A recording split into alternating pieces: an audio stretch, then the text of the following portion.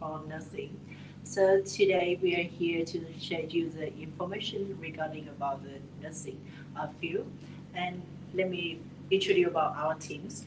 My name is Ling, and I will be a host today. 1 second. It's not live yet. Is it going?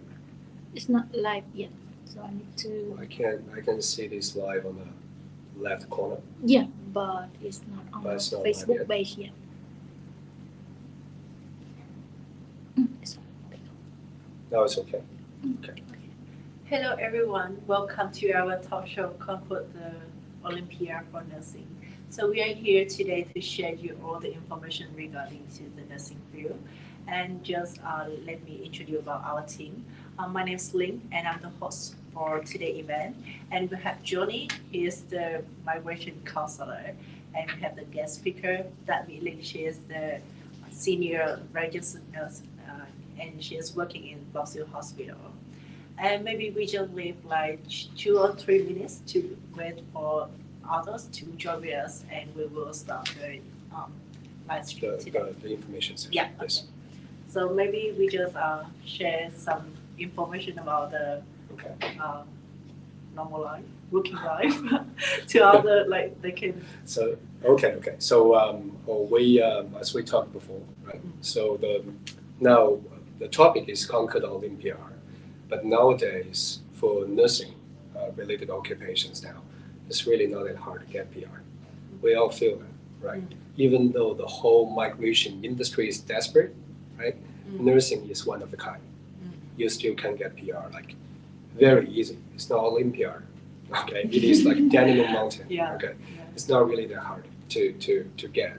But we all can see that state nomination is now becomes the plan A, the only option basically for everyone, because 189, the skilled independent visa is so unpredictable, right? So for my part, I think I will just give a bit more information about state nomination today. And also Lynn, I think you will be sharing your own experience about how as a registered nurse, as a senior registered nurse, how is as a senior registered nurse, like how is you actually work on a daily basis, and what kind of tips like you can share with all of the audience during the session. Yeah. Right. So like as I know, like the hospital really short of staff, so it's really busy for you like the working life. I think just not just the healthcare industry, but I think all the industry, all very short staff everywhere. Yes. So especially healthcare after the pandemic, so we went through a lot of changes to adapt with new, more policies, or short staff, or like work environment. Just it's getting busier and busier, and also the patient getting sicker as well.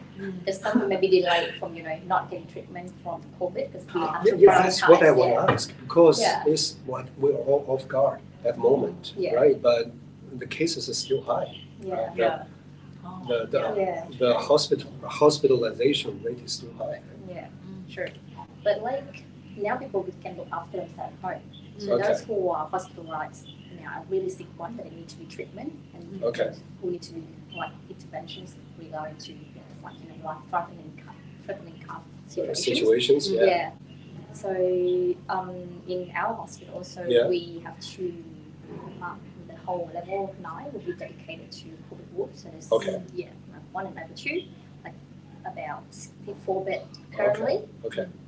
So you still have a COVID ward? Yeah, we always have. So I think only public system running and treat COVID patients, and we are one of the 4.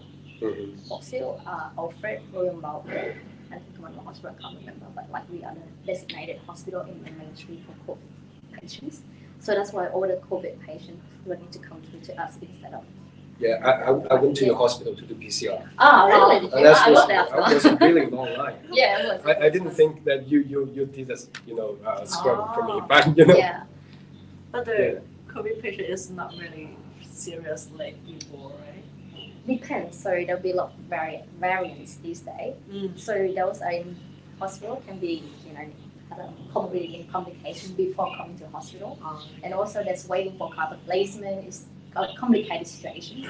So those who have no access to different resources or different hospital, they have to go through to this public system.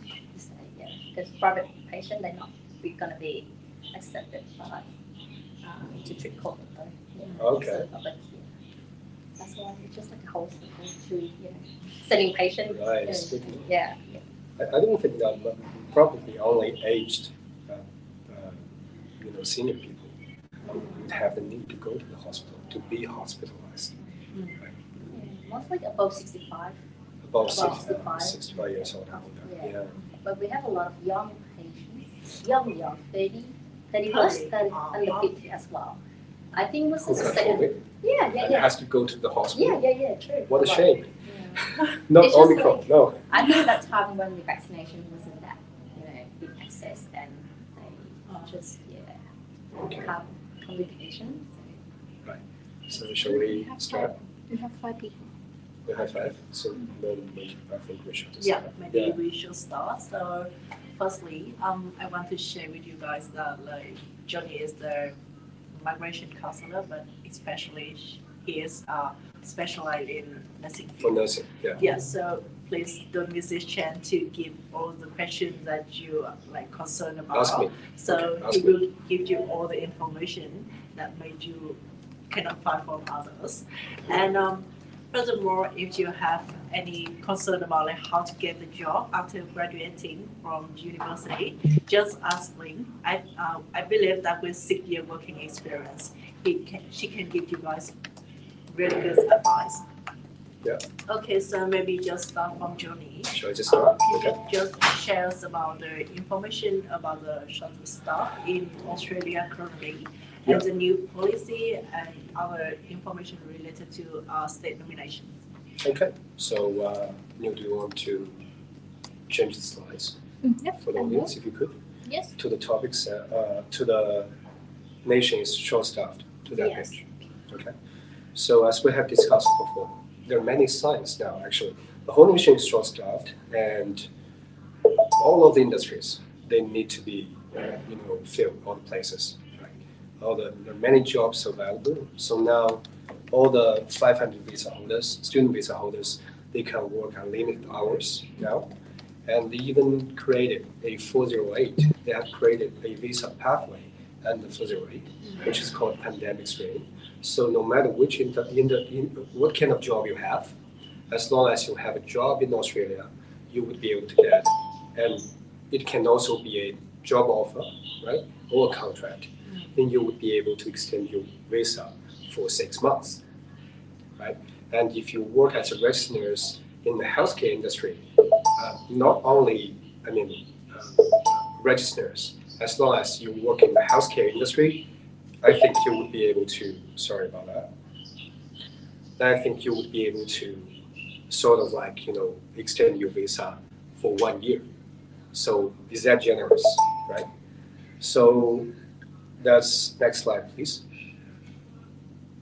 The current allocation. So this one is a little bit outdated, but actually the current allocation for state nomination, we're talking about Victorian state nomination. For 190, there are 3,500 places available. And for 491, there are 750. Okay, so Victoria is a bit odd. It's a bit strange. For most of the places, for the other authorities and jurisdictions, they would like to give more 491 because it's more in line with the national policy. Because the national government and the department is trying to attract more people to go to the regional areas instead of staying in the metropolitan cities, right? So, but especially what I want to stress is that for the new financial year, there are many places added to the visa streams. For 189 skilled independent visa, there are 10,000 more places available. And for 190, there are 8,800. And for 491, there are 13,000 more places available. So for the new financial year, if you ask me whether it's going to be easier for you to get PR, definitely. Okay, so that's my conclusion. Because not only, especially for state nomination pathway, because the higher points applications will be diverted to 189 stream. Okay. Okay, next slide, please. So I think I should also, in case you don't understand the process for the application for Victoria state nomination application, I think it's still necessary for me probably to give you an overview about the whole process. So firstly, you have to get your skill assessment passed. Okay, so for that I will touch on that a little bit as well in a minute. So after getting skill assessment outcome, a successful positive skill assessment outcome, then you will be able to lodge your EOI application on Skill Select, which is an official portal by the department. Okay, and after lodging EOI, then you would be eligible to lodge your ROI application. So on your ROI application, not only you have to include your that code that linked with your EOI application, you also have to indicate like where do you work, your employment information, and that employment has to be current and has to be in Victoria. Okay, and also after that, so for ROI, it's different from EOI, right? ROI is registration of interest, and it will kind of put you into a pool for the state government to select from. Okay, and they will select based on many different selection criteria, but basically two things. One is your work experience, and one is your points. For work experience, I think one thing I want to stress is that for nursing-related occupations, especially for RN, if you directly employed by a healthcare provider, whether it's a hospital or it's an aged care facility or even a home care provider, okay, it would be better than working only for an agency, okay, because agency workers will not be prioritized. Okay, so that thing you have to bear in mind. But I think now, as we mentioned before, the whole nation is short-staffed, so it's not that hard to find a job. Actually, I think in Lin's part, we can talk about that later. And now is actually the best timing for you to find a job. Okay, better than the time that Lin has got her job, right? So that's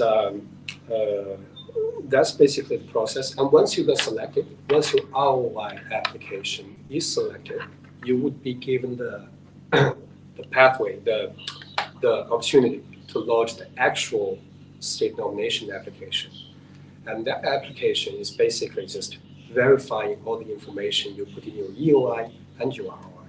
And as long as you can verify all this information by giving relevant evidence to the state government, your state nomination application will be approved. Okay, and upon God approval of your state nomination, you will be given 60 days to lodge the relevant visa. And then we go to the last step, get your visa finally granted. Okay, so that's the whole process. And for an overview about this financial year, the program, we can see it's quite competitive. Actually, 3,500 places available for 190, right?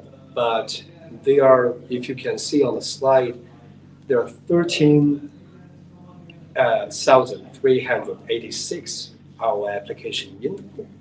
But not only for nursing, but nursing probably will be half of it, or if not more, okay?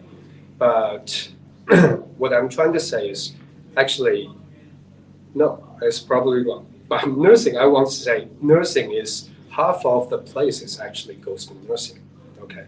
And our application, there are many applications, probably if you're an accountant and you think you have a shot, proven to be or not, right?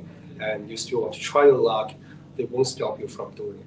So there are many probably not that genuine or not that promising applications are in the pool, okay? So even though the figure is very intimidating, right, for nursing students, you're still safe. For 491, it's still the thing. Okay, it's very competitive, very friendly to nursing applications. But the thing is, you would want us to ask the question probably. Next slide, please. One more slide after. Yeah. So what is actually the lowest EOI points to be invited or to be selected for your ROI application? Probably you have this question. So the answer is 70 plus 5. So it's 75. Okay.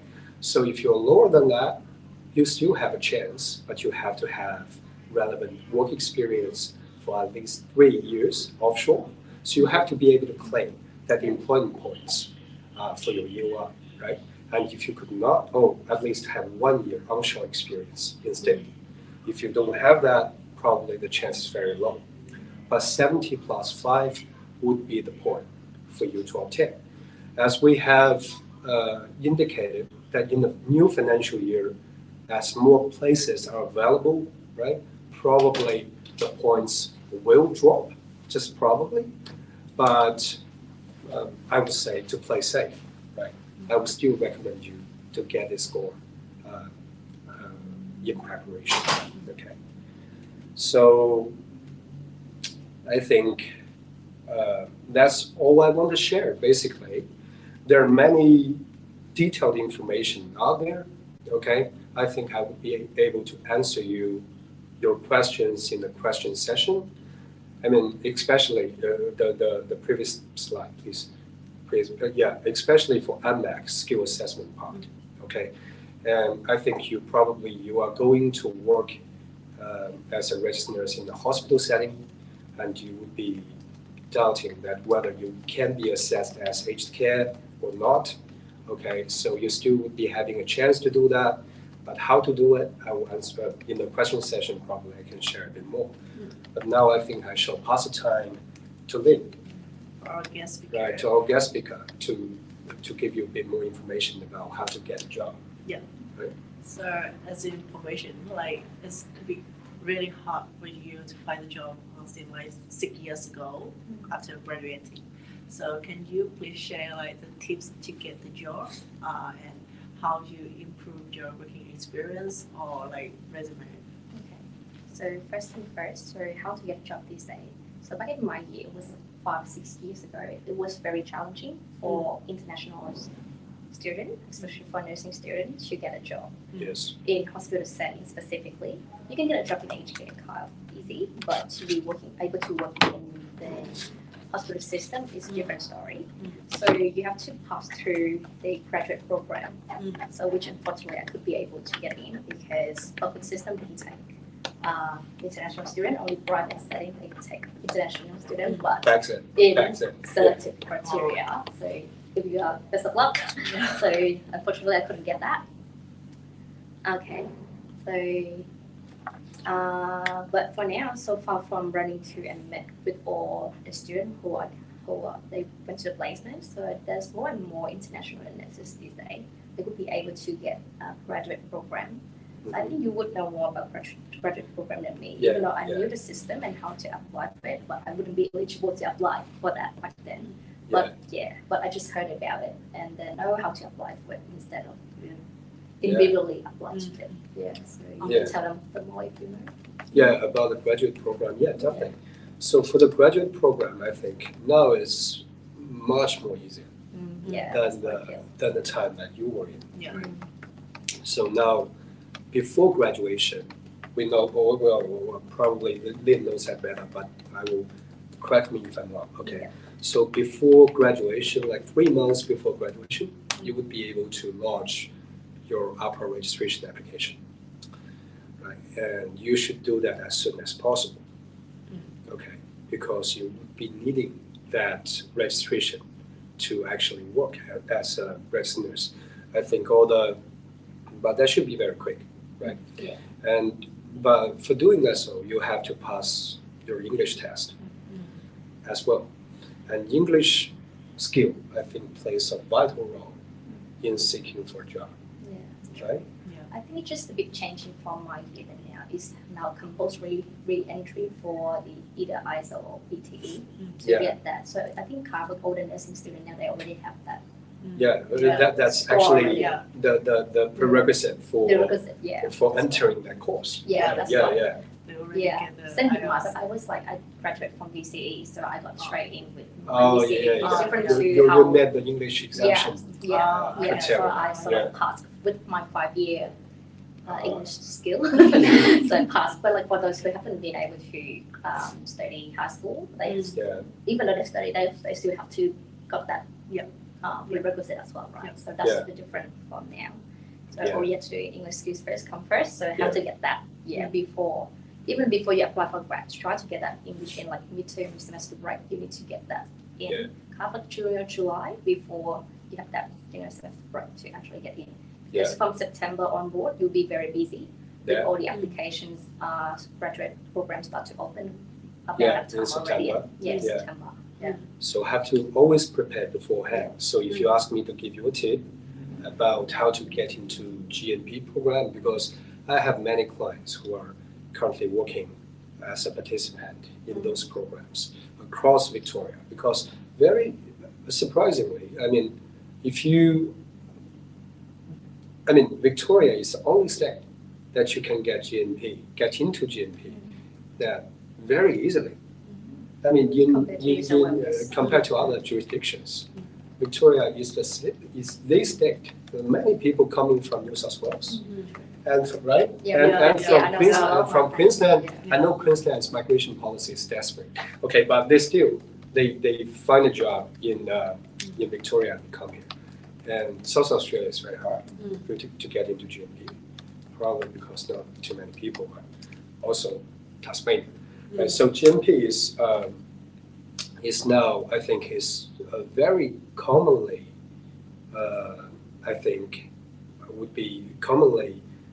everyone would be having that accessibility to the program. So if we talk about that, so for you to be better prepared, I think it's about your English skill. That's one probably, and also your score at school probably. But nowadays I don't think it's that important. I think the reference. Placement is okay. So if you get a good review, or if your educator can be a referee. Yeah, that's right. Your educator, your preceptor, or your educator preceptor will be the referee. So for third-year students, so they are going to be buddy along with the preceptor. Okay. So for at least I think a month, so they're working together from every shift.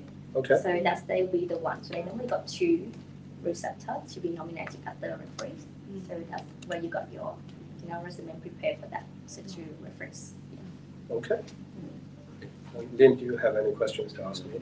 Maybe because we have some Vietnamese audience, so maybe we will share the information about the job, finding the job about the Vietnamese. Okay. So cái lúc mà chị ra trường xong á, thì cái như chị chia sẻ thì là cái lúc mà chị đi thực tập ở cái năm 3 là rất là quan trọng.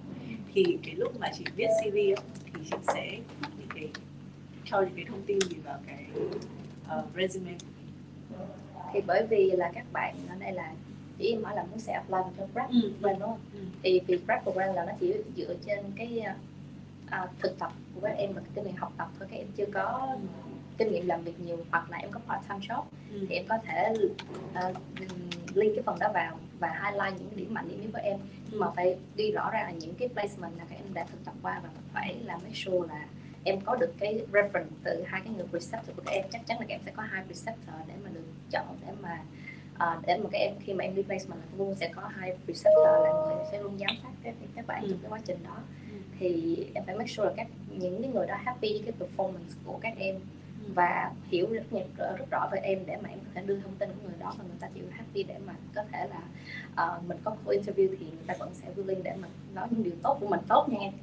Nếu mà cảm thấy người preceptor đó có vẻ không happy cái performance đó thì mình có thể trao đổi với người ta để mình improve, nhưng mà mình seeking cái sự mà improvement từ người ta thì em vẫn có thể trao đổi người ta liệu mà bạn có happy để mà làm reference cho cái position hay không, make sure người ta phải đồng ý. Không có thể assuming là người ta là receptor của mình mà người ta sẽ chịu làm cho mình. Đó là cái chuyện làm placement rất là quan trọng, vì năm thứ 3 là cái năm hầu như là cái thời gian các em spend ở bệnh viện với receptor rất là nhiều. Thì hầu như thực tập hết at least là một tháng hơn. Nên là cái người receptor hiểu rõ về cái performance của em nhất là phải là focus chuyện đó. Nên là và trong CV thì phải list ra những cái medical hoặc là surgical hoặc là những cái kinh nghiệm mà em đã học được từ những cái khoa mà chuyên sâu chẳng hạn, thì em cố gắng đi theo những cái khoa đó, và cũng như đi trình bày cái resume của mình cho nó mạch lạc một tí. Thì nó structure năm thứ nhất, năm thứ hai, năm thứ ba, list những cái detail đó ra, và coi như là make sure là em không được sai chính tả, vì chỉ cần làm chuyện sai chính tả nó sẽ là coi như là nó vì hồi đầu chị là rất là bởi vì chỉ cần mỗi chính coi như là any error will get you out in the process. So make sure là em phải đúng rồi, nó very competitive, nên là make sure là em cứ double check cả những loại chính tả để mà eliminate that. Và cũng như một phần quan trọng là khi mà em apply cho cái organization nào á, thì em phải make sure là em know about cái mission and value của cái hospital đó, thì what they asking for. So em sẽ có những cái keyword, thì cố gắng link cái keyword đó vào cái resume của mình để highlight cái bản thân mình, để mà mình match cái criteria của người ta. So just about mission and value that all the organization all has their own one.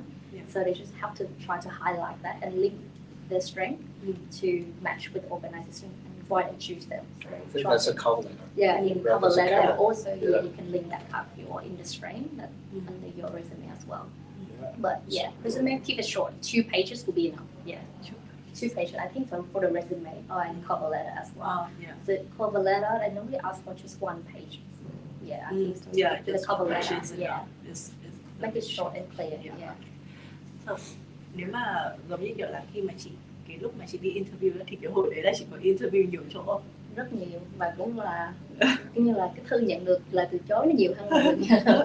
Thì cái hồi đấy chị nghĩ là cái câu hỏi nào là thường xuyên được hỏi nhất khi mà chị đến kiểu interview? Câu đầu tiên chắc chắn là introduce about yourself. Là xong rồi câu thứ đó là tại sao why we should choose you as to work here.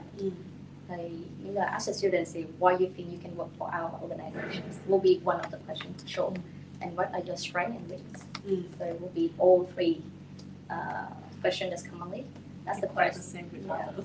And also it's for graduation program. I think there will be another part is group interview as well. So where you'll be there will be group interview as well, not just individually. There will be individual group interviews as well. So in the group, you'll be I think you'll be allocated to 5 or 10 people in one group. And you try to actually work together to perform a scenario to solve the problem, have a problem and solving skill as well now. So they give you a scenario, and now you have to solve that. So I'll change to Vietnamese now. Thì khi mà các em được nhận cái câu hỏi về cái topic về nó thường là chỉ là về cái clinical situation về bệnh nhân, một cái criteria, một cái handover bar, một cái isopar. Nếu mà các em đã quen với chuyện đó là một cái thông tin về bệnh nhân của các em, thì trong đó nó sẽ đưa ra những cái list về medical history của bệnh nhân đó và những cái sự deterioration của bệnh nhân đó theo từng cái cấp độ. Thì có thể group sẽ được allocate mỗi cái scenario khác nhau, và khi đó nó sẽ work out as a topic together. Các bạn sẽ phải giải quyết vấn đề này.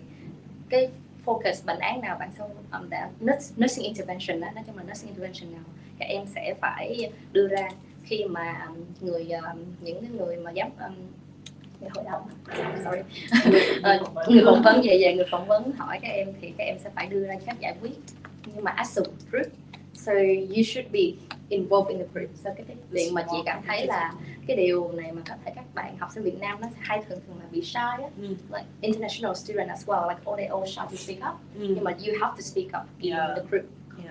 Group. You need to contribute and then speak up as well. Nên là các bạn phải có thể contribute một mảng nhỏ, hoặc là ít, nhưng mà các bạn phải có những cái ý kiến riêng của mình để đóng góp xây dựng. Vì đây là cái gọi là hướng giải quyết nursing intervention, nên là các bạn phải chú trọng vào vấn đề nó gọi là ABCD theo như cái nursing skill đó, thì các bạn phải assess cái bệnh nhân đó theo cái hướng đó. Thì các bạn cứ việc mạnh dạn tự tin nói là mình nghĩ là ok, người bệnh nhân này cần vấn đề gì, focus nhé, thì bạn cứ nêu lên ý kiến mà sau đó mình sẽ get along với cái những người làm trong group của mình để họ xem người ta có đồng ý với ý kiến của mình hay không. Rồi khi đó thì mình sẽ có được cái gọi là cái point của mình để mình cảm thấy mình highlight, mình tự tin là mình sẽ cái điểm này mình chắc chắn là mình sẽ hiểu người này, mình sẽ nói đúng. Nếu in case người ta hỏi bạn lại, bạn phải proof evidence tại sao bạn lại chọn cái topic này để nói, thì em có thể có được cái support như những cái đủ cái ý để mà em nói, thì đó cũng là phải speak up, là phải know what to say. Yeah. Bên cạnh việc mà các bạn sẽ hơi ngại để thể hiện cái quan điểm của mình đó, thì chị nghĩ là có bất kỳ một cái mistake nào đấy mà chị nghĩ là mọi người dễ gặp phải nhất không? Ví dụ như là kiểu như cái lúc mà em đi interview cho ngành của em thôi chẳng hạn đó, thì mọi người sẽ nói là cái lúc mà chị phải giới thiệu về bản thân thì mình nên giới thiệu như thế nào, hoặc là apply vào từng cái bệnh viện chẳng hạn đó, thì chị sẽ phải xem là cái bệnh viện đấy nó đặc thù như thế nào, xong mình phải trả lời đúng cái tập trung vào cái thông tin đó, đúng không? Thì bất kể cái job nào thì before you apply to any job, you need to know about the organization first. So mission and value always.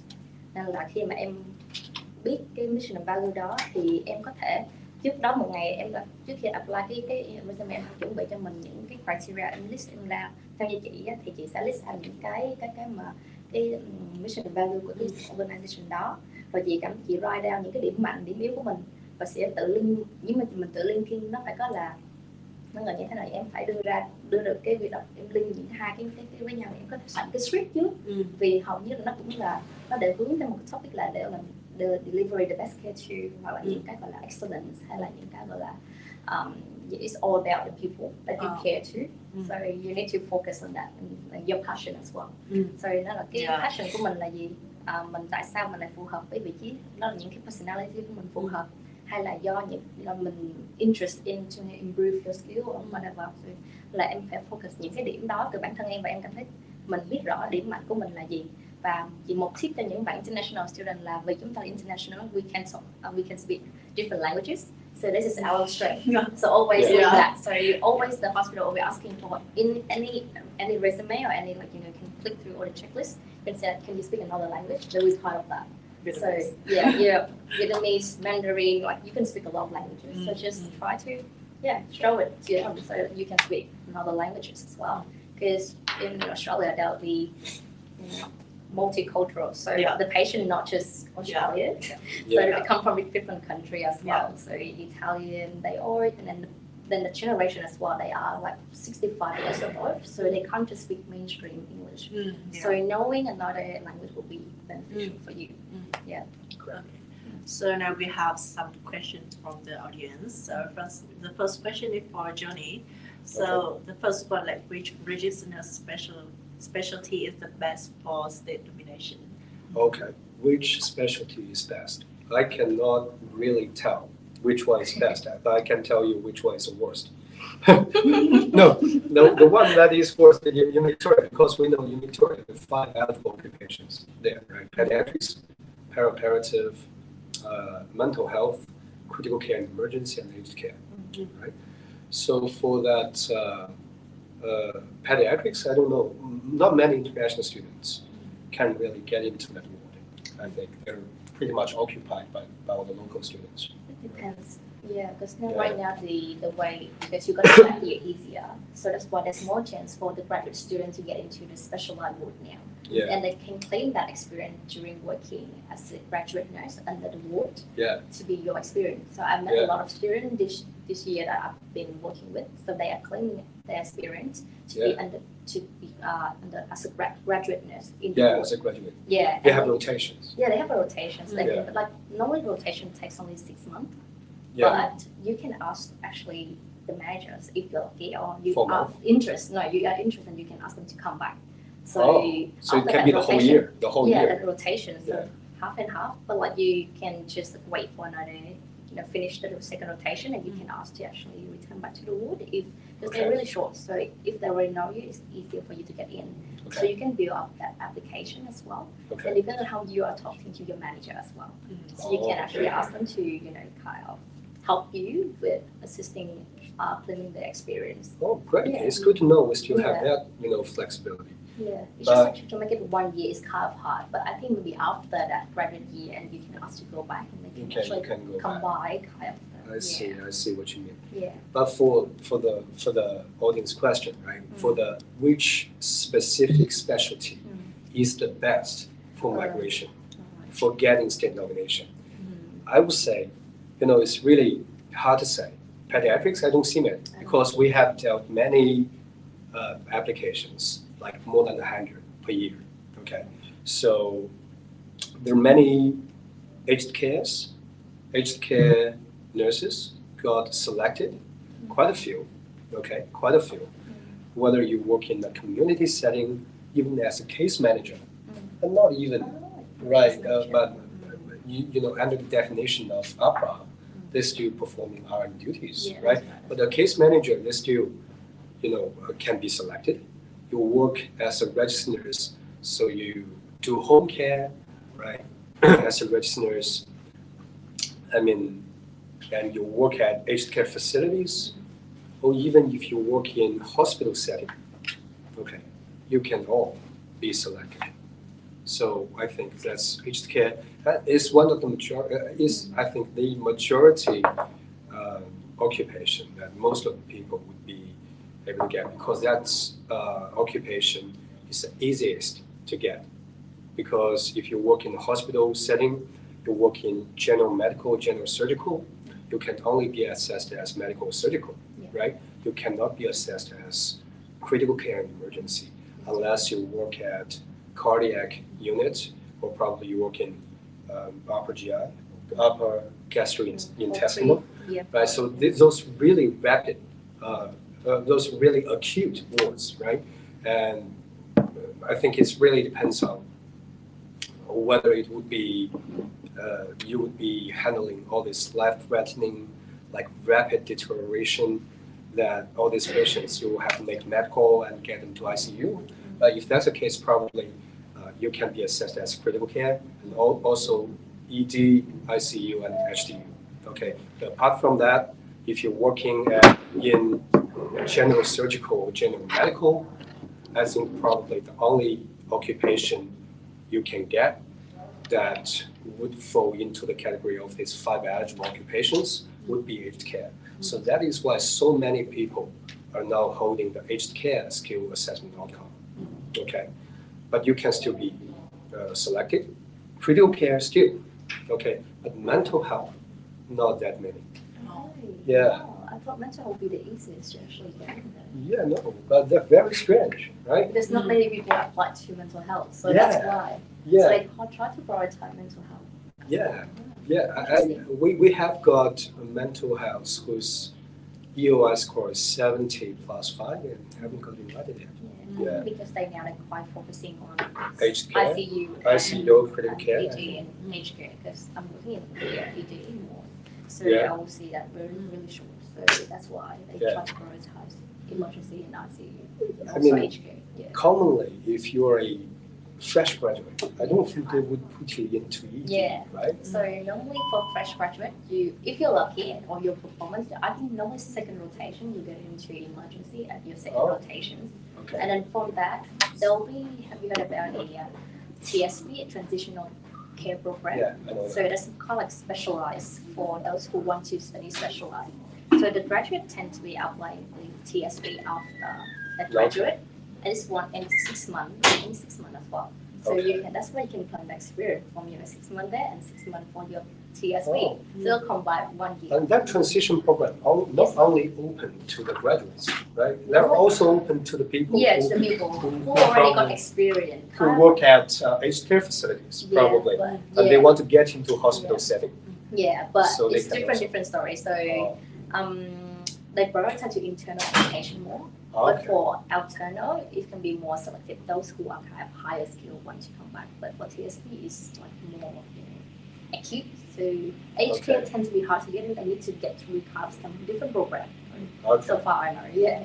Okay, I see. There's a lot of program open for not just fresh graduate, like for those who are already graduate and then want to experience in specialized. So that's TSP, one of the good transitions. Good to know. Yeah, but for those who haven't had any experience from hospital setting, like aged care, Yeah. So there can be like a how's that refresher program that's Yeah. from my hospital that I know of, Yeah. or I can't remember. I think refresher is one of them. That's Okay. like guiding people step by step to transition back into that acute setting Okay. from an acute setting, from For community some setting. kid or something like that.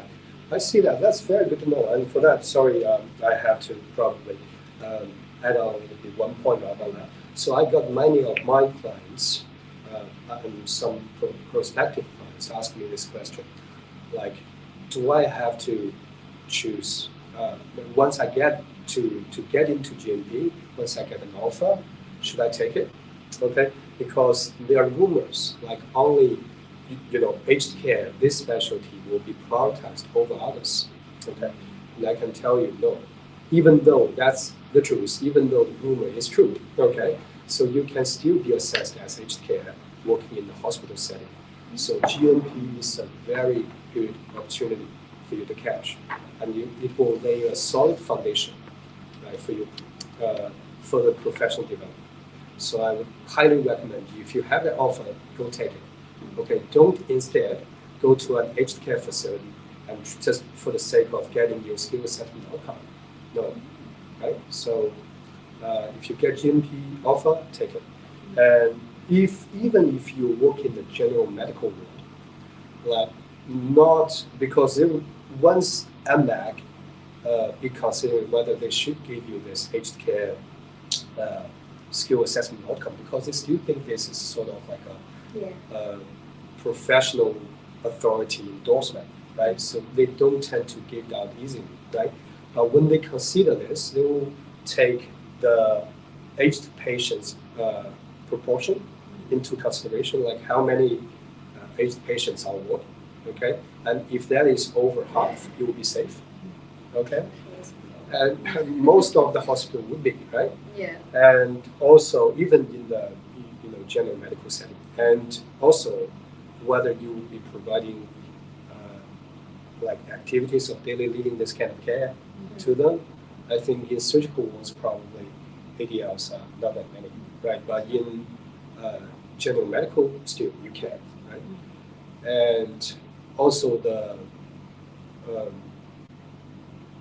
period of hospitalization will also be taken into consideration, like the admission period. How long is that? But even though all these are not in favor of yours, you still have a shot. You have to do some CPD courses in relation to aged care, like dementia management, palliative care. And once you have done all the CPD courses, the likelihood of getting an aged care skill assessment will be very high.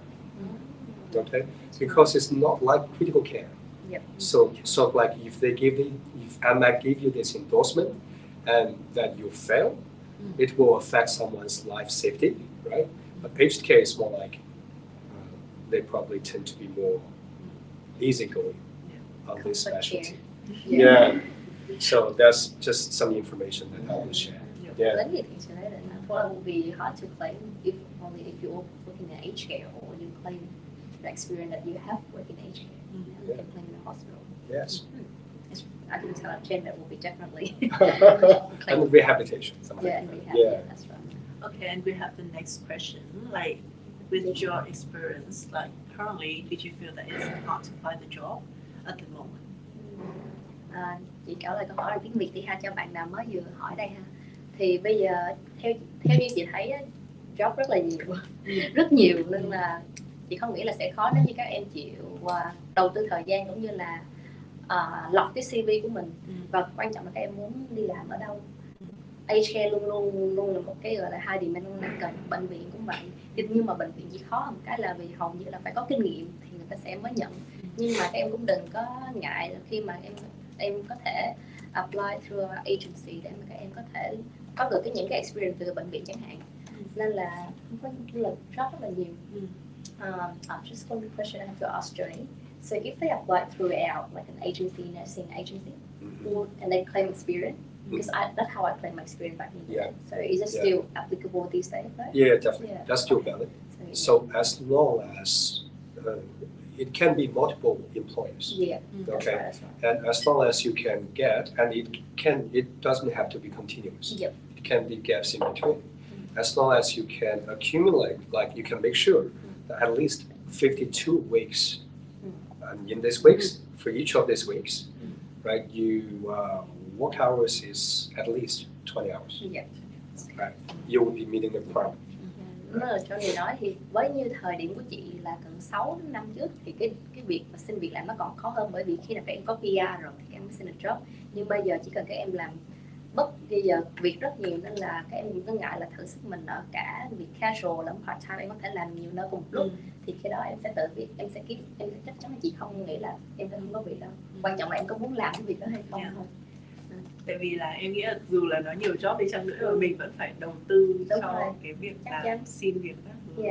Vì mà điều đầu tiên là các em make sure là em đã có cái registration. First come first serve to be able to work, you need to registration, nên là make sure các em đã prepare những application đầy đủ để bị khoảng January trở đi là các em có thể có registration của mình để mà có thể get ready to work rồi. Nên là khoảng tháng 1 trở đi là các em, nếu mà em đã làm đúng cái step by step để apply throughout registration at ANMAC thì chắc chắn là by January onward you can get your registration as an RN to work. So there's multiple jobs in these days. And I think one is a really common question, like should they move to other states to apply for the So they PR? move to Yeah. another state? Well, They are from Victoria. Yeah. They want to move. Like I heard the other way. You somewhere move to here to actually get get a job instead. We have some customer like us, like should they move to Should the they move Tasmania or like They can, but it really depends on the situation. So the most important thing is the points. Okay, that will be the utmost consideration for you to have when deciding whether to stay in Victoria or going interstate. So the key is, and which state you should go to, I can let you know. If your points is not that high, probably because that you have already got a partner who cannot give you 10 points. You probably don't even want to get competent English to add 5 points for you. So if that's the case, you should consider South Australia, because in Victoria you still have to get 75, right? Including that 5 points claimed for applying 190, right? So you still have to get 70 by yourself, right? But not every person can get 70. So if your age is over 33, right, and or even over 40, we have a few clients who's over 40, right?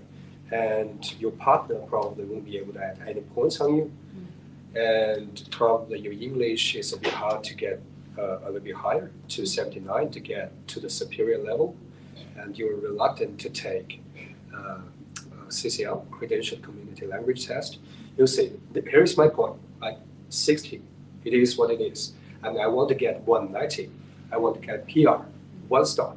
Okay, where should I go? You should go to South Australia and go to Autumn Regional area of South Australia, not the Greater Adelaide zone. You have to go beyond that zone to Autumn Regional South Australia. It's 190 still. You can get 190 because they're very flexible in South Australia. Though we still have to wait for the new policy to release, which supposedly should be released in July, but yet I think because of the changing of the government, I don't know why, they still haven't got their allocation sorted yet. I think they have already received all the submissions from all the jurisdictions, all the states, but I don't know why they're still keep depending and not giving a final call. So, but I think it will be in this month. Yeah. So we'll keep you guys updated. Yeah. Maybe we will have another. We will have another information session. Yeah. Okay. So another question is that is that compulsory to work in the aged care facility to be assessed as aged care? Yeah. We have already talked about that, but I think it's never too redundant to lay emphasis on that, because for aged care is now very, very good, because their fundings, massive funding, goes into this industry. And with the Labour government now is in place, one of their election promises I think, to get all the aged care facilities 24/7 to have a nurse, to have a resident nurse. So I think, which means the job opportunity is probably double, if not triple, right? So if that's the case, there will be more and more job opportunities emerging in this industry. And as all the state budgets has shown, the thing is that, you know, it would be on the aged care related scheme would be on every state government's budget, right? So which means, and the state nomination program is a part of the state government's initiatives. So it has to be in line with the master plan, okay? So which means I don't think that aged care will go away, will be removed from the list, from any of the state's occupation list, state nomination list. So aged care is good, but even though you don't mistake, like you must go to an aged care facility to get a skill assessment outcome. You can be working in a hospital setting, and home care setting, a community setting, right? As long as you're providing nursing care to aged patients, and you can demonstrate that on your reference letter. Also, you want to do some CPD courses, which you have to, right? So after graduation, after this, I think they got renewed on 31st of May, right? So normally, yeah, and you would be required to do some CPD courses anyway. So why don't do that? If you're working casually with Caring for You, which is yeah, you used to work with them. I know a lot of that. Yeah, I used to work with a lot of them. So they have many for free CPD short courses that in aged care specialty take them. I think a minimum 22 hours of a minimum CPD you need to complete. 20 hours. Minimum, yeah. Yeah, 20 hours. It's very easy to get, yeah. So yeah, basically you probably just go through a short course and do some multiple choice questions. You would be able to get a completion certificate. Yeah. And maybe like when they do the application, they will worry like how long it could be take for like get the state like invitation from the. Oh, the process. How long they can get invitation in Victoria? That's the myth. That's everyone's trying to figure out. But just like so just roughly for nursing, I cannot predict how it will be in the new financial year, but what I can say, based on our experience in this financial year, in the just past financial year, you can wait for half a year to get it. You can. And if your points is really high, and if you have previous work experience in place, right, then probably only 1 week. So it varies. It varies. It's very, it depends.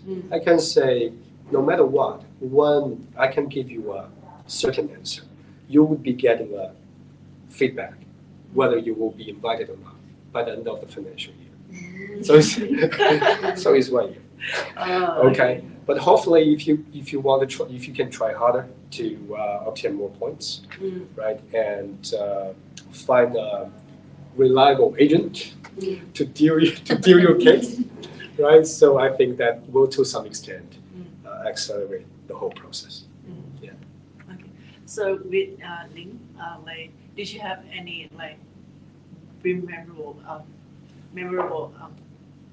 like experience when you do visa application that you want to share? Like anything like special, and you think that it could be really good advice for the audience? For me, I think there was time that I was like, because I applied the application by myself. So I have to go through all the paperwork and everything. And there was one time I got rejected, 190. The first step I got application to 190 because I didn't write the right financial figure. So I got the rejections letter. So I would assume it was, I've no longer been able to apply for 190 because it's from the government. It wasn't from the immediate. It was just from the 190 that the state. So I was assuming, oh my God, what happened to me? That means I can't really apply anything within the next six months, right? 6 months. So I was so scared. They have limitations. Yeah. So I was no, it's 12 months. Yeah. I was like, I was so scared. I don't receive that rejections because the financial limit hasn't been met. I'm like, oh dear, I put one figure wrong. That's why, just by zero. Okay. So then I just have to ask and then seek help from the agency to get, but they consider as a failed case, or I have to wait for 6 months. So that's my experience. Then I just got confirmed that, oh no, it's just for the first step of application, you can reapply it again. Yeah. So it was a relief for me, but I was like literally crying for the whole day. I was so scared. I was like trying to look up everything, just make sure you find the agent to actually answer all your question, and then following all the rules. So that's my experience from that. Yeah. Yeah. That's good. So people can know that that's not the end. It's just different steps. And so like I think we have some customer like they already graduate for 1 or 2 years, but like not really want to do the application for the PR. So after They don't want to do it? Oh. Okay. Yeah, so after 2 years, how they can keep their visa or how they can do application after they, for example, they finish the 4F5 visa. Right. Oh, that's a good question. Okay, so I would say I don't think that many people will be waiting for that 2 years. I think the only reason being probably they are struggling with their English test, probably, so they could not pass, they could not get a registration within 2 years, because you have to get your registration within the 2 years after graduation, right? And if you apply your registration like beyond 2 years after graduation, then you would have to probably, the APRA will require you to do what they call a supervised practice program. So you have to do 450 hours, like half a year, basically. So unpaid supervised practice. It's like a placement, but unpaid. Unpaid. You have to fight yourself, though. Yeah. I think you have to fight yourself. I think you can ask them to reduce hours. I think now they have this flexibility, and the thing is that they will also give, even that's a situation, they will also give you a conditional registration. Registration with conditions, they call it. Okay, and for that you can still use that registration with condition to apply for your skill assessment. But the only thing that if you don't have any previous experience, right, within the last 5 years, which is to be valid, as a valid employment to apply for to meet the skill assessment requirement for certain specialty, which you have to have at least 3 months of work experience in that specialty within the last 5 years. And if you don't have this, and you have a registration with conditions, so you cannot get paid employment, right?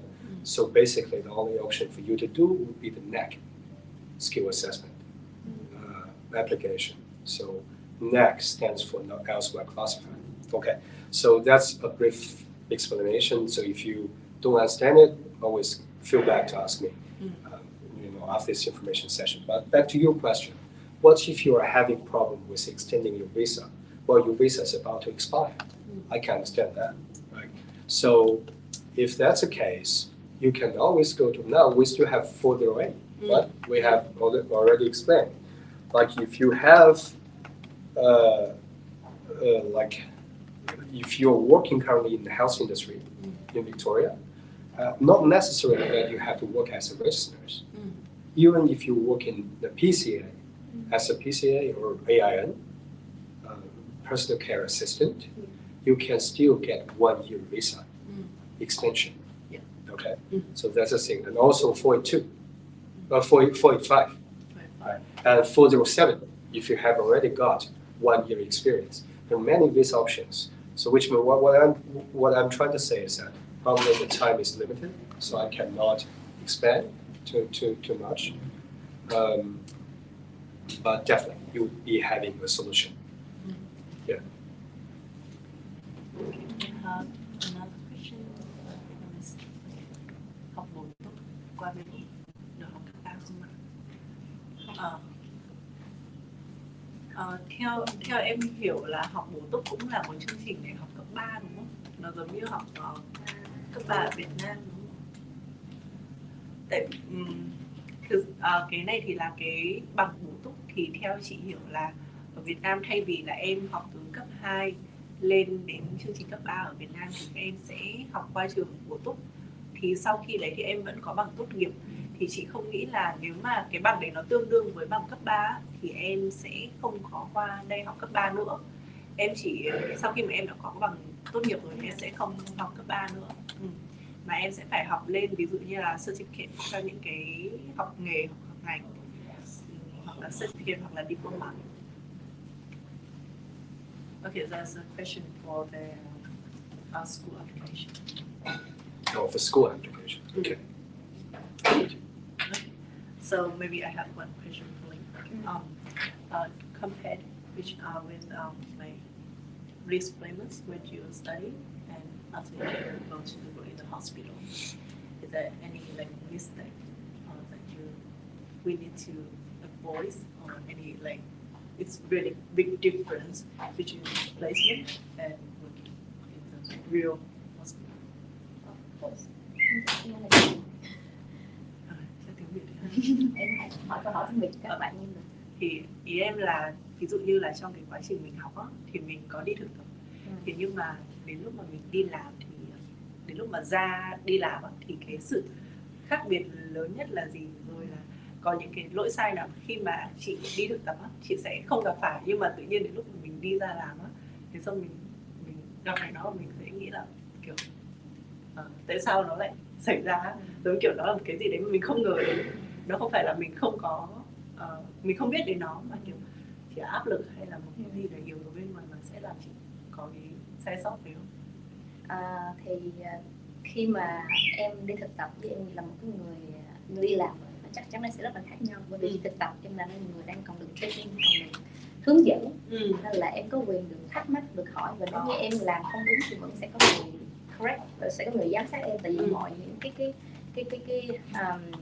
cái practice của em đều có sự hướng dẫn từ supervise bởi cái người thực tập, nên là cái trách nhiệm nó sẽ falling back cho cái người researcher của em, nên đương nhiên là em không thể là tránh khỏi chuyện em làm sai được rồi, và cái pressure của em nó sẽ khác. Nên là giả sử, nên là khi mà em đi, nên là chắc chắn là em sẽ có thể có sai đó, nhưng mà em sẽ được sửa ngay tại lúc đó, và người ta sẽ luôn luôn, vì cái researcher sẽ luôn chịu trách nhiệm trước mọi hành động của em, nên là có những cái em có thể làm và em biết là có người sẽ giúp đỡ em, nên là nó sẽ khác, và em sẽ không có sự chủ động cần thiết trong cái việc mà em sắp xếp công việc của mình. Đó là những cái mà các bạn đi thực tập hay mắc phải lầm, bởi vì cái trách nhiệm sẽ không có cao. Chủ yếu là trách nhiệm ở đây là em sẽ phải tự đi với chính bản thân mình, là em muốn học hơn hay là không học, em muốn được điểm cao hay không cao, em muốn bệnh, mặc dù em muốn là bệnh nhân em quyết định, nhưng mà cái trách nhiệm đó là chủ yếu là cho bản thân em được học kiến thức của em. Nhưng khi em đi làm á, thì nó sẽ là một câu chuyện khác, vì đi làm em sẽ là người chịu trách nhiệm hoàn toàn, không có ai đến với giám sát em cả, và nếu mà giả sử có những cái rủi ro xảy ra với bệnh nhân thì cũng là trách nhiệm ở em. Chỉ ví dụ như là các em sẽ biết cái tình huống như medical criteria đi, thì khi em là student thì những cái vital sign mà em check thì đều sẽ được lại những receptor verify lại. Nên lỗi của học sinh là không report nó sớm, để mà những người đi làm như chị receptor có thể action sớm. Giả sử nếu bệnh nhân em mà bị deteriorated thì đương nhiên cái trách nhiệm nó fall back cho cái người receptor là không giám sát cho em chỉ. Nhưng khi em đi làm chắc chắn không có ai nhắc em là em phải check lại, em double checking em cái gì mọi thứ. Thì giả sử em có mix sai thuốc hay là em đưa cái liều lượng sai thì tất cả mọi thứ là sẽ đều là trách nhiệm của em hết. Thì nếu mà em có sai thì chắc chắn là cái giả sử là bệnh nhân ở cái gọi là medical situation là bệnh nhân sẽ nó bị deteriorate á, thì em phải là người nhận ra vấn đề đó, không ai hỏi em cả, tại vì cái ratio nó cũng khác. Khi em đi học thì em sẽ có 1 đến 2, có nhiều khi maximum là 4, nhưng mà đương nhiên là có double người supervise. Nhưng khi em làm một mình em thì không những là 1/4 mà còn có thể là 1/8, vì em có thể là working with someone else, nên là em mà có khi là team leader, em phải là người trách nhiệm. Thì không chỉ là mỗi bệnh nhân em mà còn phải là em phải overlook cả những cái the whole A patient nữa. Nên là đương nhiên là em không thể nào kiểm soát các vấn đề, và cái là time management nó sẽ khác, và em phải biết prioritize là người nào cần ưu tiên hơn, người nào cần ưu tiên hơn, và nên focus người nào đang cần được chăm sóc hơn, và cũng như là escalate những cái medical nó đúng cho để mà bệnh nhân review sớm. Thì cái chuyện đó là chuyện mà các bạn sẽ rất là hay gặp phải khi mà các bạn by yourself, thì các bạn sẽ dễ bị ảnh hưởng bởi rất nhiều yếu tố stress là một. Cái timing, cái time management là cái yếu tố rất là quan trọng, bởi vì em phải làm với những cái on time, như làm sao em khi mới em làm một cái on time được. Em rất là dễ stay back vì có những cái documentation em không làm xong, vì bởi vì em đã mất nhiều thời gian để planning để khe cho người khác, thì cái chuyện documentation nó sẽ bị delay và nó ảnh hưởng tới cái timing, nó cứ như vậy. Thì đó là cái khác là chuyện đó. Mà nhiều lắm, rất là nhiều, vẫn là khi mà đi làm mình luôn có mistake, không bao giờ các em sẽ không mistake cả, như trong 6 năm trước chắc chắn là chỉ có mistake rồi. Sẽ có giống như là khi mà em stress thì em lấy nhầm thuốc, nhưng mà em lucky là you got someone to double check with you or the intravenous, nên là em phải lấy lộ một chai kháng sinh chẳng hạn, nhưng buổi tối hay nhìn lấy cái chai không đúng liều hay gì đó, thì nhưng mà luôn luôn có một người check, make sure là em phải follow cái đó, thì để cho người ta mày bạn lấy lộn mà cái chai kháng sinh rồi chẳng hạn vậy. Nên là cái chuyện đó là thường đó chỉ là cái safety mà nó hay ảnh hưởng đến. Hay là bởi lý tại sao là các em cũng đừng có vì rushing mà các em có thể cái để mà ảnh hưởng đến safety của mình, cái đó là practice. Nên là luôn luôn make sure là cái procedure của em là follow. Nếu mình những thứ mình double checking như là những cái thuốc DD hay là những cái schedule 11, schedule 8, những intravenous antibiotic, always double checking and make sure like you got someone to check up, especially on night shift. Theo em được biết là chị đã làm 6 năm trong rất là nhiều department khác nhau á, thì chị thấy là cái nào sẽ là khó nhất? Với kinh nghiệm chị, thật ra chị start up là một agency, nên là cái experience của chị ở nhiều khoa đúng là có rất nhiều. Và sau này khoảng 4 năm gần đây thì chị stay in COVID ward, thì chị là có 2 năm làm về GMS và COVID ward thôi. Nhưng mà sau đó thì chị lại trở lại là các em rất nghe cái chuyện mà nurse pool hoặc là nurse thì nó cũng như là một cái pool để mà các em có thể đi bất cứ khoa nào. Thì chị hiện tại đang ở nurse pool, thì để mà break from COVID một chút thì người ta đi bất cứ khoa nào thì muốn, tùy theo cái allocation. Thì khó hả? Chắc chắn là những khoa mà nó gọi là ICU và emergency là cái critical care always là khó nhất. Thì bởi vì nó gọi là specialized, mỗi specialized nó có khác nhau, nhưng mà ICU nó đòi hỏi cái training cái level nó cao nhất như vậy, và nó là critical care và emergency nữa. Nên hầu như là để apply to, để mà em có thể làm cho cái bệnh nhân người ta rất là nặng thì có nhiều cái level khác nhau, nên là em cần phải có cái sự specialized training và là postgraduate training to be a critical care. Thì đó là cái mà chị nghĩ theo chị là sẽ khó. Nhưng mỗi cái specialized nó sẽ có những cái điểm khó khác nhau. Như nếu mà em học về bên oncology thì em phải bắt buộc em phải học về kháng sinh, chemotherapy chẳng hạn. Đó là một cái khoa cũng khá là chuyên sâu, nó hoàn toàn khác những khoa khác, có rất nhiều những cái thứ mà các bạn phải học lên cao và học extra training hơn. Còn hầu như khi các em ra trường thì em đã là người nurse rồi, thì những cái mà duty of care nó cũng giống nhau thôi. Em cũng checking blood pressures, checking antibiotics, rồi make sure mọi người ADL sẽ được care, bệnh nhân care, thì luôn là nó đều là những cái standard của nursing rồi. Cho nên khi em qua những khoa khác nhau như là khoa neuro thì em phải các bạn phải focus những cái thứ mà liên quan tới neuro, vital sign hơn, phải check những cái weakness hay là những cái gì chúng ta phải recognize những cái early deterioration, nó khác như different cái khoa nó sẽ những cái sign để nhận biết nó khác nhau hơn.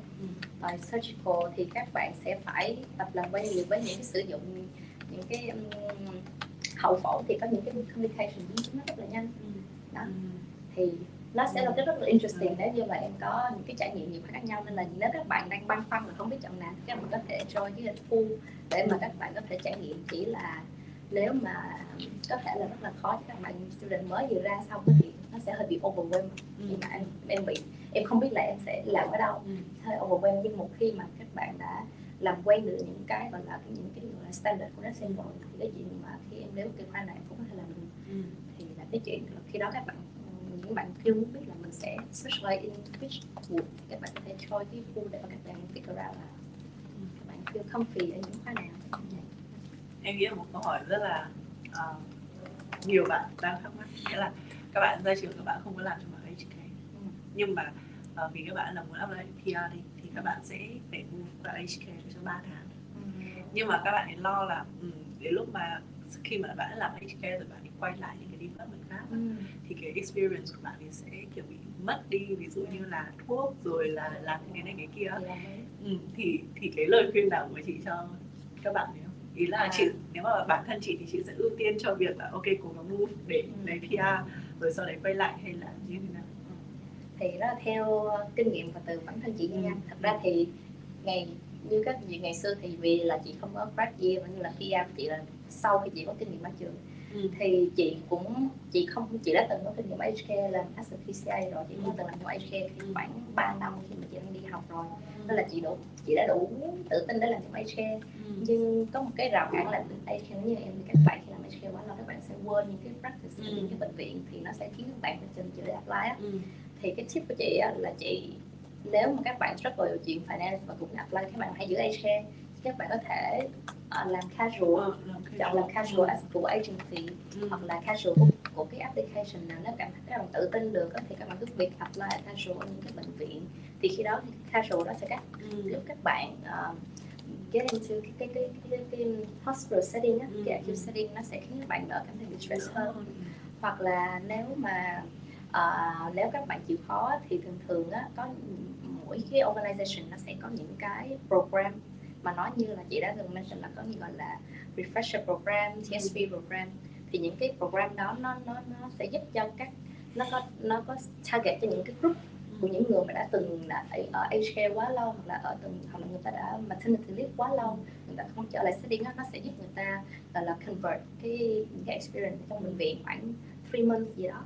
Thì nó sẽ có thể là unpaid hoặc không phải tùy theo các bệnh viện. Nó sẽ khiến cho các em, giúp các bạn là build up lại cái confidence để working cho cái hospital setting đó.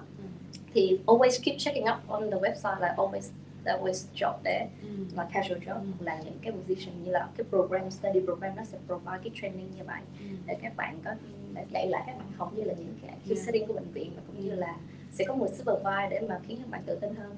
Thì cái đó là một cái tip của chị. Và vì chị cũng không bị stuck in HK nên là chị cứ vẫn work as an agency, rồi sau đó chị build đủ những cái experience. Chị cảm thấy là chị đi đủ nhiều ở các bệnh viện khác nhau, đủ nhiều khoa rồi, cái 2 year experience của chị nó là đủ cho chị tự tin là chị vào hospital. Thì là khi đó up to you guys. Nếu mà bạn cảm thấy là vẫn thích HK thì các bạn sẽ trở lại HK. Còn if là you want to go back to the hospital and improve your skill in a specialized training, or just go for it.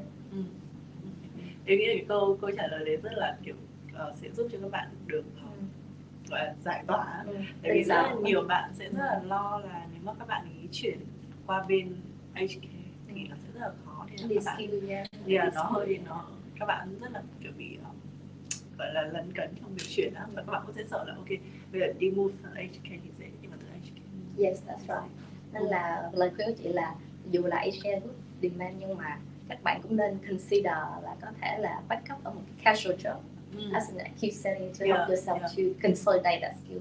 Always have the skill there to go wherever you want to practice. Just don't stick into one place for too long. Yeah. I just asked her question, like some people like really confused about should they move to the HK or not, because when you're in the HK you can't go back to the hospital setting. I think Lynn has a very good point. Just if you only work for one day, just keep yourself in the setting. That's worthwhile. That's a way to get back.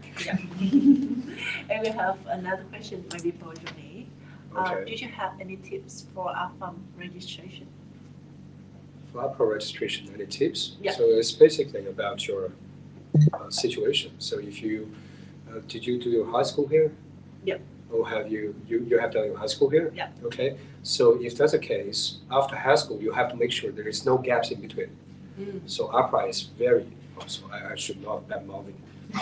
Okay. Anyway, APRA is good. Okay, but APRA is very strict. APRA for this very specific exemption requirement, all right, they would require you to have no gaps in between. So it has to be year 11 and year 12, and then all the way to the bachelor's degree. You take no gaps in between, all the way through, and you cannot fail for more than 2 subjects per semester, because they have to say you must have completed at least 3 subjects per semester to be deemed as full-time. Okay, so it's very hard.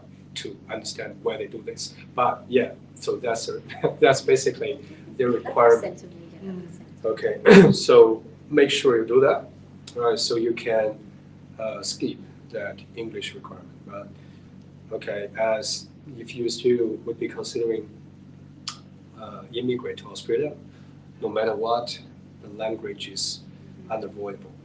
Okay, so start preparing your English test as soon as possible. It's very important. Yeah, and that's basically what it is. If any other tips would be certifying the document is a pin in somewhere. Okay, it's very painful. So you have to follow All the places. all the requirements for them to verify for a authorized witness to certify the documents, and you have to take the original documents with you. Okay, for example, because one of the documents would be asking you to provide your Australian visa, and if you go to a pharmacy, they won't certify that because they say a visa has no authentic physical original document there. So if that's the case, you would have to revoke your visa status. Okay, and send that revoked visa status as one of the documents. So that's basically something that I can think of at the moment. Okay, hopefully it's helpful. And if you have any further questions or specific question regarding opera registration, feel free to contact me. And what about you? When you do the registration, any thing that you should like note for others? Thì theo chị thì lúc mà chị apply cái registration á, các bạn chớ nó phần về domain names á, cái name that affect a lot. Nên là nếu make sure like if you want to change your name, make sure you do a stat test, you know about the change of name. So you make sure all the applications, so every time You have to do a statutory declaration. So that's a very important one. And many people, and that's a very good thing. Yeah. You have it. Of course. You have it because I had one of my clients encounter this situation, and she asked me, "Do I have to get this one notarized and to get a change of name certificate from Vietnam?" And not really. You just have to do a statutory declaration. That would be okay. It's always the middle name, and your name is always the one. You know, with all Asian name, we have that. So always make sure you write a stat tag. To declare is you want your name is order or that's also known by you.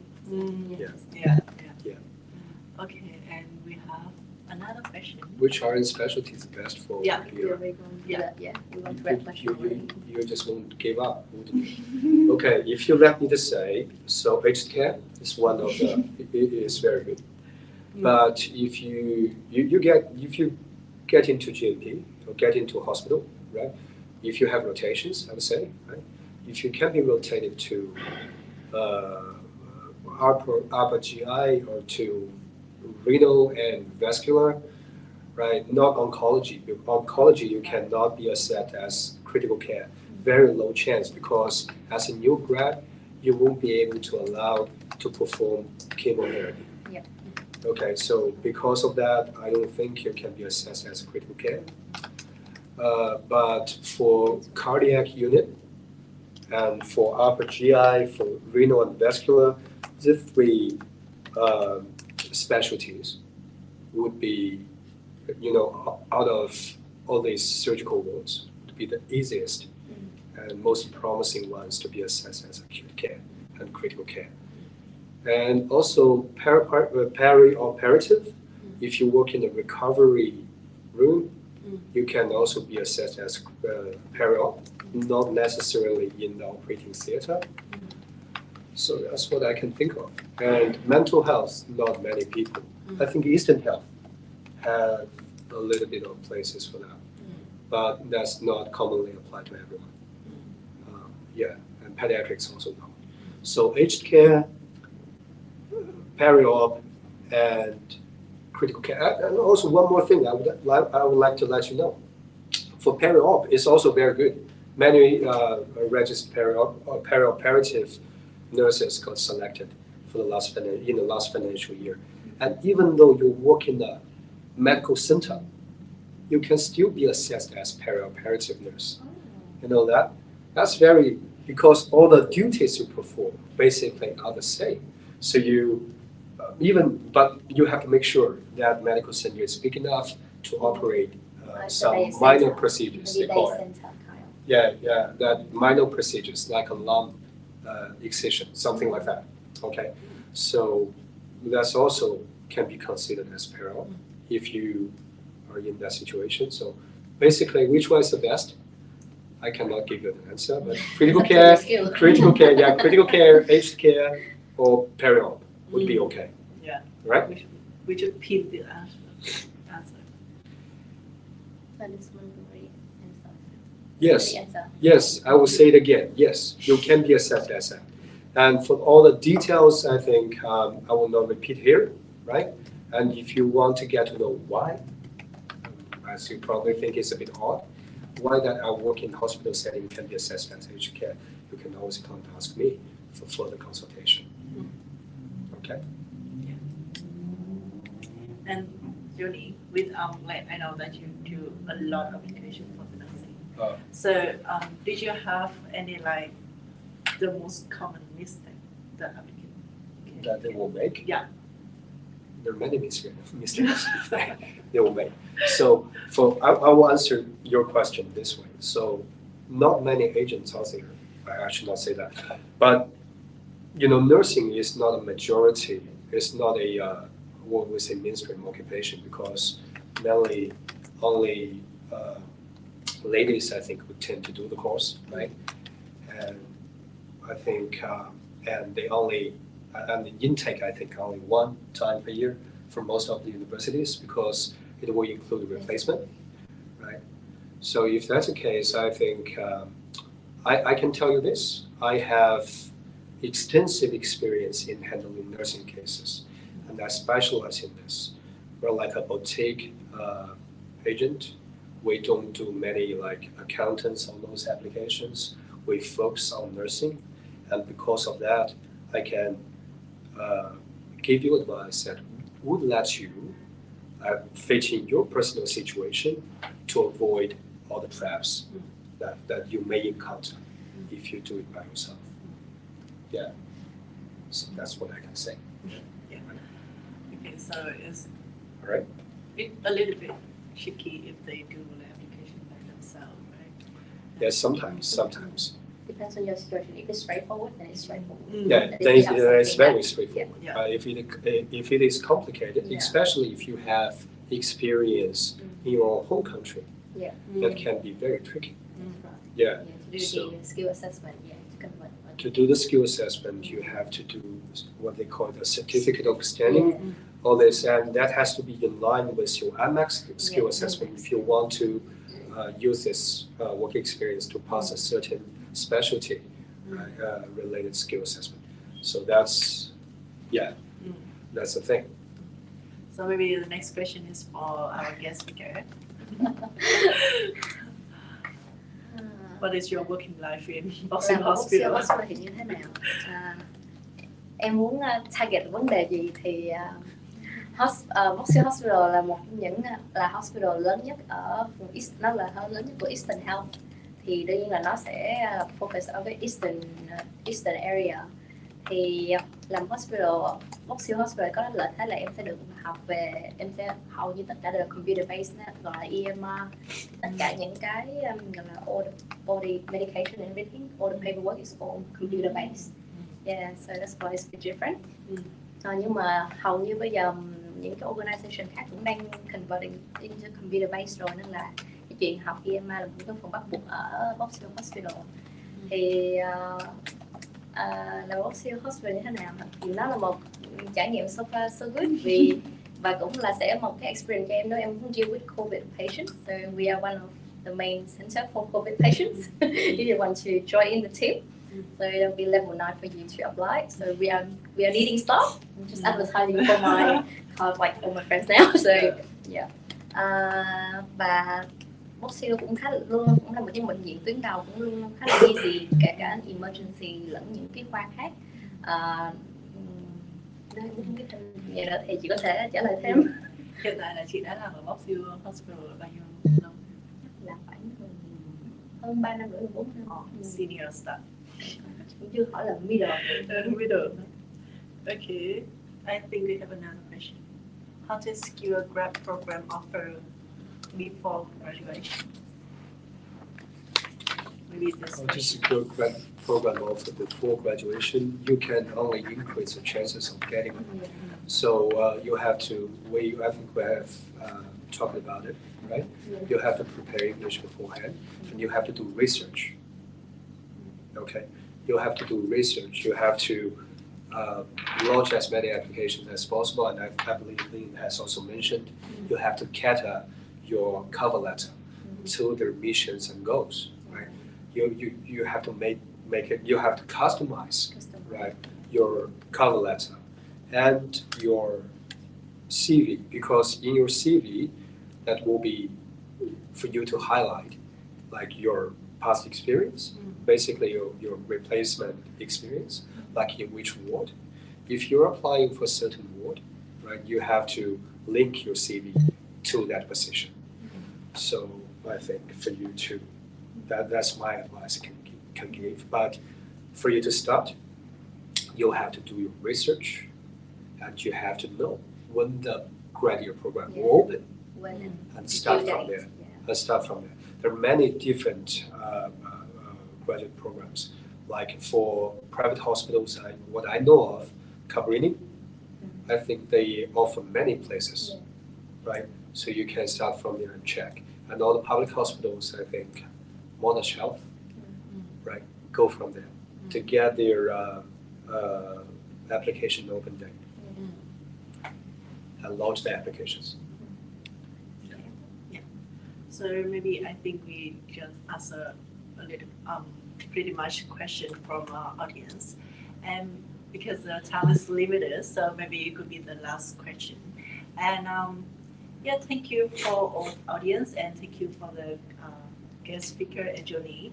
If you have any more questions about the PR pathway for nursing, just feel free to contact for migration and education and the Johnny as well.